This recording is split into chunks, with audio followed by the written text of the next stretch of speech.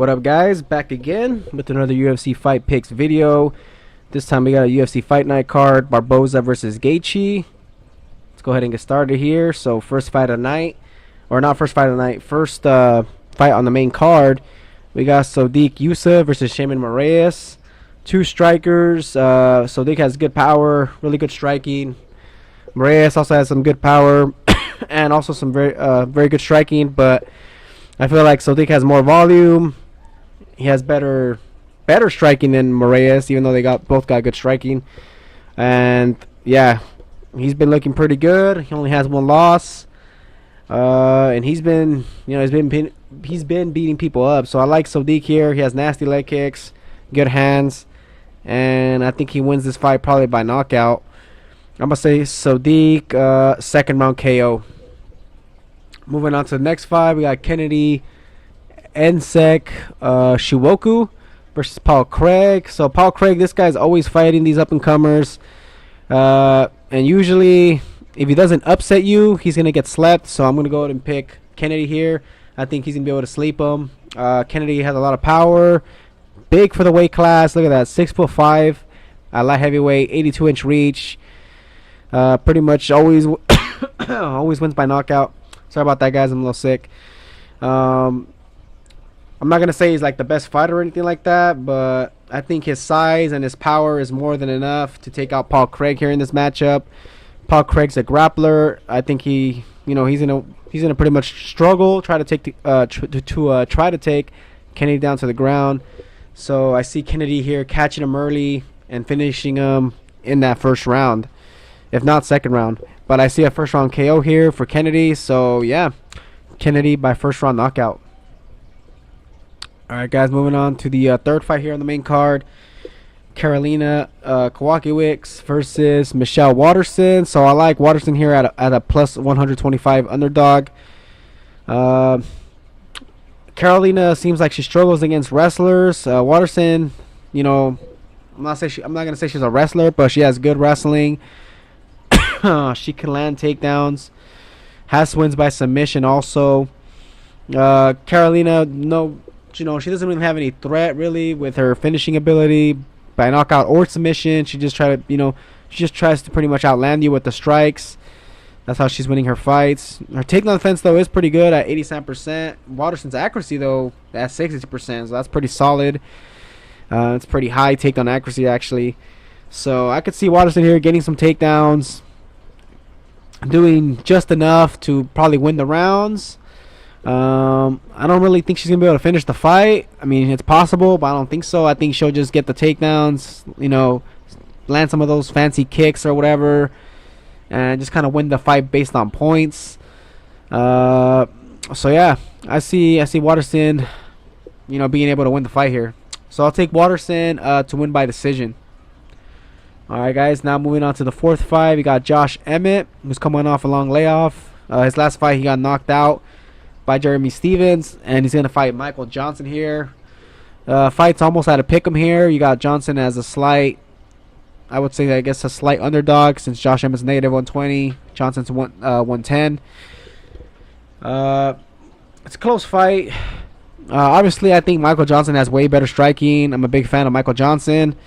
He also has good wrestling, but he does get taken down. I mean, in his last couple fights, he has been taken down. So I think Emmett could take him down to the ground, but I feel like Johnson should be able to keep it up mostly on the feet, where he should be able to outbox, just land more shots than Josh Emmett. Emmett does have, I guess, more power, though, in this weight class. Michael Johnson's power doesn't look to be as good here at 145. But either way, I still see Michael Johnson here winning the fight. I think he's just going to be able to outbox him. He's just going to be better on the feet. He's going to avoid the big power from Emmett, avoid the takedowns for the most part. And yeah, and then Michael Johnson just kind of boxes him up. So yeah, guys, I got Johnson winning. It's going to be tough to finish Josh Emmett, so I think Johnson probably by decision. But you never know. He could get like a third round finish if he catches him with a big punch or anything like that. So yeah, I'll just take Johnson by decision. Alright, guys, so moving on here to the next fight. David Branch versus Jack Hermansson. Another close fight like that last fight. You got Branch negative 0.5. Hermansson the very slight favorite there, negative 125. So David Branch is coming off a loss here. Let's see.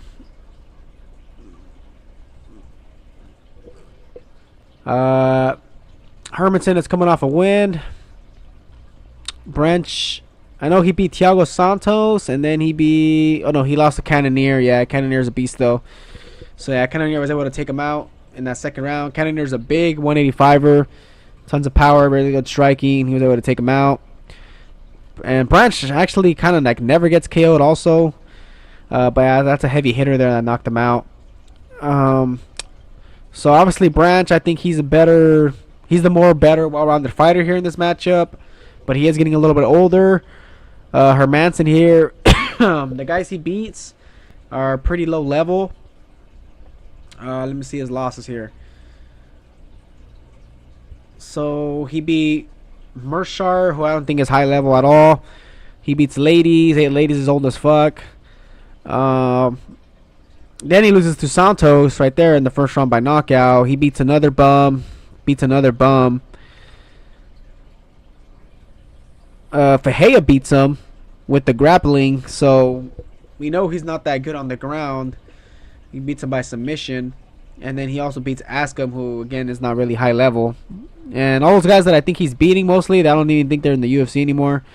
So yeah, this guy, he's looked good against pretty much low level competition. He's been smoking them, but when it comes to the high level competition, he gets finished himself. So I think Branch here is going to be smart. He's going to know this guy's not that great on the ground. He's going to look for the takedowns. His grappling, his takedowns ain't really that great, 32%. Hermansson's takedown defense looks kind of good. The striking, I think, Hermansson lands way more volume than David Branch, but I think David Branch has better boxing. The kick advantage, maybe Hermansson got better kicks. But overall, I think Branch is obviously the better, just the more well-rounded fighter here. So I'm going to take David Branch here, guys. He has the better odds. He's, the better underdog. So I'll take Branch, and I don't know if he's going to really finish Hermansson. I think he could just kind of grind them out. He's going to maybe try to look for a submission. But I think David Branch by decision, more than likely. So Branch by decision. Alright guys, moving on to the main event, which is going to be hopefully a firefight. Gaethje has good wrestling, but he never really uses it. So that's why I'm hoping it's going to be a firefight. Barboza's a slight favorite, negative 140. Gaethje plus 110. Good value there on Justin Gaethje. A guy that always comes to fight. But Barboza's been looking pretty good. And Gaethje, his striking defense is straight horrible, as we're going to see right here. Look at that. He absorbs 10.54 strikes per minute. That's not good. That's pretty bad. I mean, he's always getting touched pretty much. He's there to be hit. Doesn't have great footwork. Very flat-footed. Barboza here, I think more than likely guys should be able to piece him up. But the thing is, Justin Gaethje is so tough. He's going to come at you. He's going to always come at you with the power. He lands very good kicks himself. Both these guys have really good kicks. Hard leg kicks. But I think Barboza is just going to be the crisper, more better striker here in this matchup, as he should be. He's one of the best strikers here in the division. Gaethje lands a lot of strikes landed per minute because he's always, coming at you, and he's always punching and kicking. But I think Barboza's going to use that footwork, move around, kick the legs, kick the body, trying to tire out Justin Gaethje. And eventually that's probably going to open up the head. And maybe eventually Barboza will land like a crazy kick to the head or something like that. Justin Gaethje's wrestling, I mean, we haven't really seen it. As you guys can see, he has no takedown accuracy here. We know Barboza has good takedown defense, so it's going to be hard to get him down. And if Gaethje comes in looking sloppy with the takedown, then he's going to get caught just like Beneil Dariush, when Dariush got slept by that Barboza knee to the face. So, yeah, I think Barboza here should be able to win the fight. But Justin Gaethje's tough. He's going to keep coming. But, he's taking a lot of damage.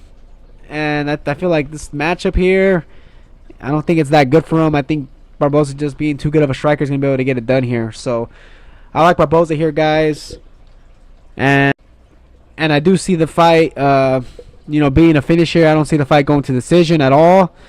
Both these guys finish fights. Pretty much every Justin Gaethje fight, doesn't go to decision. So, yeah, it's gonna be an exciting fight, and I think Barboza here gets it done, guys. I'm gonna go ahead and say probably a 4th round or 3rd round knockout. First 2 rounds obviously is gonna be tough for Barboza. Gaethje's gonna be, a lot of energy, a lot of power, but obviously he's gonna start fading. And by the 3rd and especially the 4th, he's gonna be tired, and Barboza should be able to get that finish with spamming those body kicks, spamming those leg kicks. So yeah, guys, got Barboza. I'm gonna say 4th round knockout. All right, guys, so that's gonna be it here for my main card picks. I'm gonna see if I'll do maybe the prelims card or early prelims. But anyways, guys, that's all I gotta say. Thanks for watching the video. Subscribe for more. Enjoy the fights, and I'll catch you guys on the next one.